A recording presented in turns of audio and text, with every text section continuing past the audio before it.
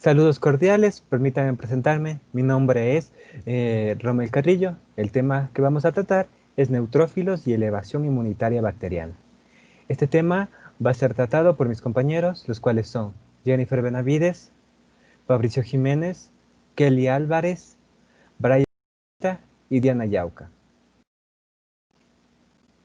Los neutrófilos son un componente importante del sistema inmunológico innato y proporcionan una primera línea de defensa contra la infección bacteriana. Señorita Benavides, ¿qué componente del sistema inmunológico conoces y qué podrías decirme de ello? Bueno, pues el sistema inmunológico innato tiene muchos componentes que trabajan en conjunto para defenderse de los microorganismos, como barreras físicas, péptidos antimicrobianos, proteínas antimicrobianas presentes en la sangre, secreción mucosa, líquido intersticial y leucocitos. Dos de los más importantes son los fagocitos, que son células que distribuyen a los organismos invasores, y otro es los linfocitos, que son células que permiten al cuerpo recolectar y reconocer a los invasores anteriores y lo ayudan a destruirlo. Todo el mundo nace con una inmunidad innata o también llamada natural, porque es un tipo de protección general. Por ejemplo, la piel actúa como una barrera para impedir que los gérmenes entren en el cuerpo. Es por ello por lo que es muy importante la inmunidad innata y sobre todo que trabajen todos estos elementos juntos para que no causen ninguna enfermedad. Esta inmunidad también permite fabricar anticuerpos para proteger a las personas de ataques futuros de bacterias, microorganismos o sustancias responsables de enfermedades determinadas. Muchas gracias, señorita Benavides. El reclutamiento de neutrófilos es un proceso de varios pasos que incluye la extravasación de neutrófilos del torrente sanguíneo a sitios distales de infección. Señor Bautista, ¿cuáles son las fases principales y en qué consisten? Bueno, lo que tenemos que tomar en cuenta en esto es que el sistema inmune va a estar formado por tejidos y órganos con localización individual, que sin embargo funcionan unitariamente. Entonces, por lo cual las células que lo forman tienen la capacidad intrínseca de moverse y además están en continua circulación entre los órganos linfoides a través de los vasos linfáticos y sanguíneos. Em, Hay que ver también que en situaciones normales y en procesos inflamatorios, los leucocitos deben extravarse, o sea, se refiere a salirse de los vasos por donde circulan normalmente. La extravasación es un proceso altamente regulado del que depende de las células que ocupen un tiempo y un lugar adecuado, ¿no es cierto? Esto va a asegurar la perfecta arquitectura del sistema, sino también va a permitir que tenga una respuesta más rápida. El, el proceso es secuencial y esta va a estar conformado de distintas fases que ya están definidas, que va a ser el rodamiento, la adhesión firme, la extravasación de la que ya hemos hablado, eh, y va a estar regulado por numerosas proteínas, selectinas, integrinas, quimioquininas, citoquininas, entre otras, que definen el resto de eventos que van a suceder. También tenemos que ver cómo van a participar las moléculas señalizadoras, como son la tirosina, la quinasas, las proteínas G, entre otras proteínas G de bajo peso molecular, y la que va a determinar de la activación de estas para que sucedan los distintos fenómenos de reorganización en el citoesqueleto y la polimerización y la polarización celular, y finalmente para que produzcan un movimiento celular. Muchas gracias por su aporte, señor Bautista. El éxito del patógeno a menudo depende en gran medida de la capacidad de evitar el reconocimiento y la muerte por parte del sistema inmunológico del huésped. Uno de, uno de estas es la capacidad de amortiguar el reclutamiento de neutrófilos. ¿En qué consiste este proceso, señorita Yauca? ¿Qué me podría contribuir? Normalmente, cuando los patógenos vencen las barreras del huésped, se exponen a mecanismos de defensa de la inmunidad innata. Muchas bacterias patógenas están capacitadas para resistir la acción de estos mecanismos, desarrollando la capacidad amortiguadora, el reclutamiento de los neutrófilos, el cual consiste en que las moléculas de los patógenos bacterianos se dirigen hacia los quimioatrayentes. Por ejemplo, el Streptococcus pneumoniae, para bloquear el reclutamiento de neutrófilos, produce metaloproteína C de zinc neumocóquica, que se dirige al paso inicial del rodamiento de la exacerbación de neutrófilos por excisión del aminoterminal dominio de la glicoproteína 1 de P-selectina. Las bacterias patógenas utilizan esta ruta para introducir virulencia, los factores de las células al huésped y como una adaptación para favorecer la supervivencia intracelular del patógeno. Gracias por su contribución, señorita. La fagocitosis es la capacidad de los neutrófilos para ingerir y posteriormente matar a los microbios invasores. ¿Cómo sucede el reconocimiento de los patógenos? ¿Me podría ayudar con esto, señorita Álvarez?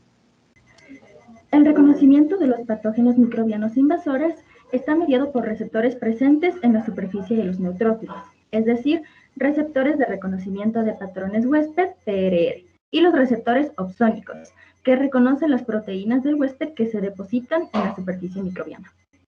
De este modo, la ligadura de los PRR iniciará una compleja red de señales moleculares que modulan las funciones efectoras mediante el aumento de la fagocitosis, la muerte y la regulación de la inflamación a través de la producción de citocinas. Asimismo, la fagocitosis será más eficiente en presencia de las opsoninas, como las inmunoglobulinas, y en presencia además de los factores del complemento, mismos que van a mediar directamente la captación del patógeno por una opsonina. Una vez que la opsonina, ya sea IgG o IgM, haya sido captada, la superficie microbiana inmediatamente será reconocida por un complejo C1Q que actúa a la vía clásica del complemento y finalmente este procederá a la internalización de los patógenos. Otro de los requisitos que se requiere para la fagocitosis es la polimerización de la actina, que proporciona el marco citoesquelético para poder avanzar a la membrana plasmática de neutrófilos sobre la partícula y secuestrarlos a los fagosomas antes de matarlos. Muchas gracias, señorita.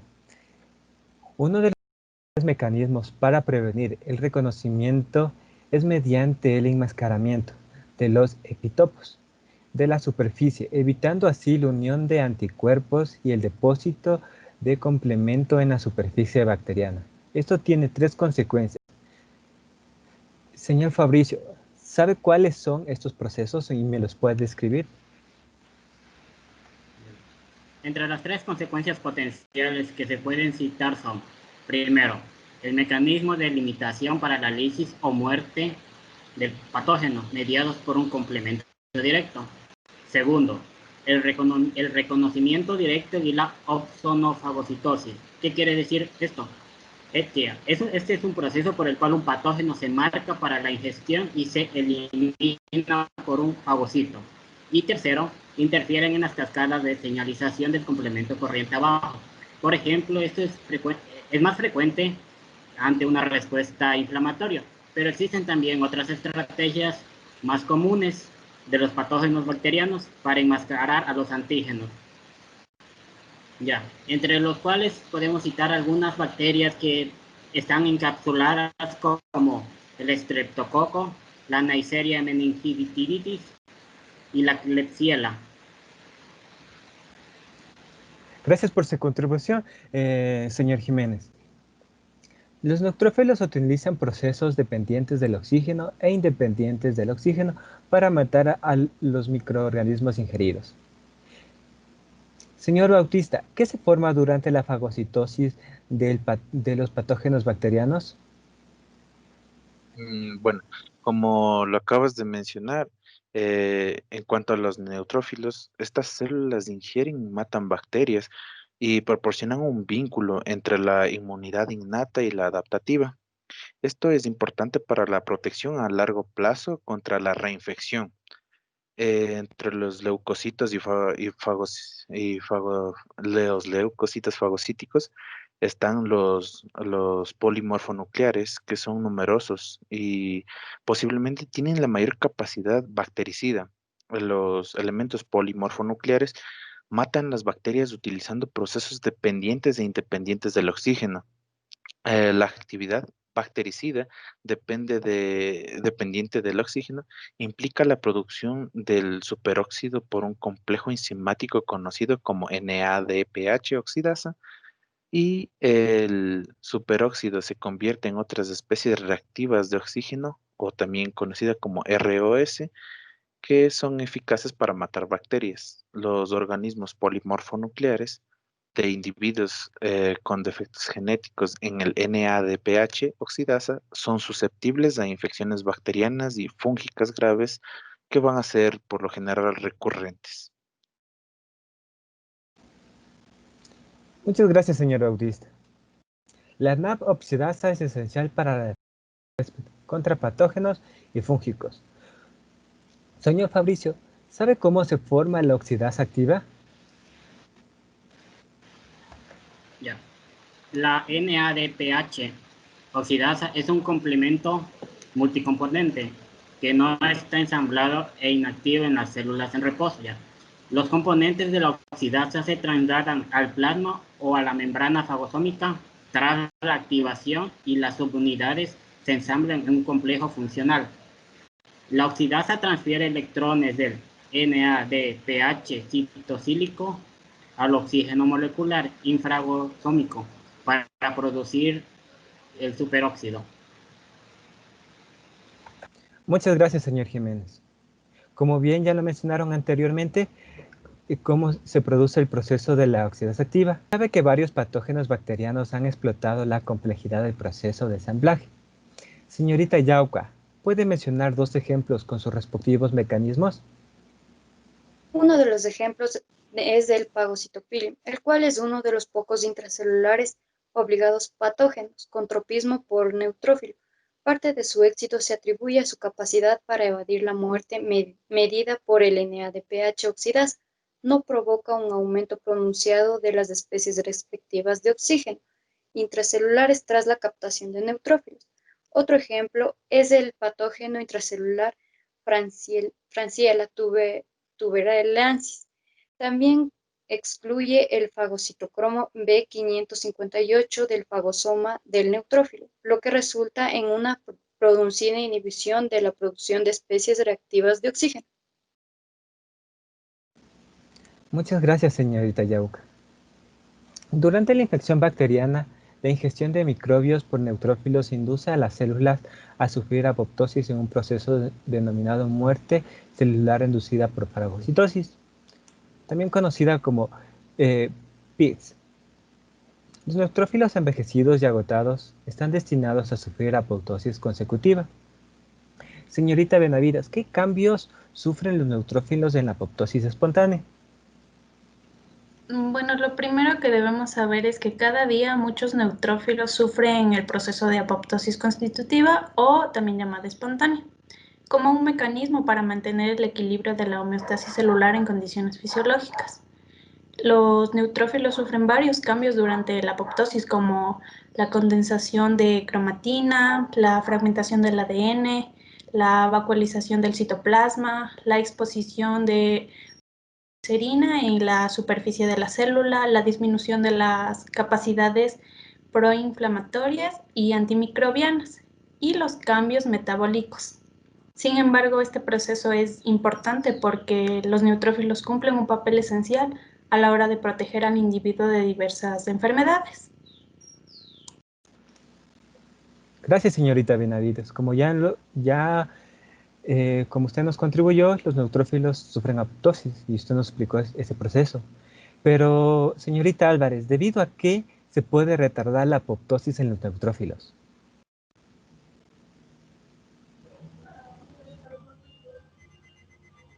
Es verdad que la apoptosis o muerte celular programada es muy ventajosa para el huésped, ya que este va a permitir la eliminación segura de neutrófilos agotados que contienen bacterias muertas, promoviendo así la resolución de la infección. No obstante, el retraso de la apoptosis de neutrófilos es una estrategia crucial para la supervivencia del patógeno intracelular y es necesaria para evadirla el sistema inmunológico del huésped. Este grupo selecto de patógenos bacterianos, por ejemplo, a Phagocytophilum, puede retrasar la apoptosis a fin de prolongar la supervivencia de la célula huésped o a su vez acelerar o redirigir la apoptosis que causa la lisis celular, conduciendo a una inflamación mucho más prolongada y sobre todo una destrucción del tejido circundante. Muchas gracias, señorita Álvarez.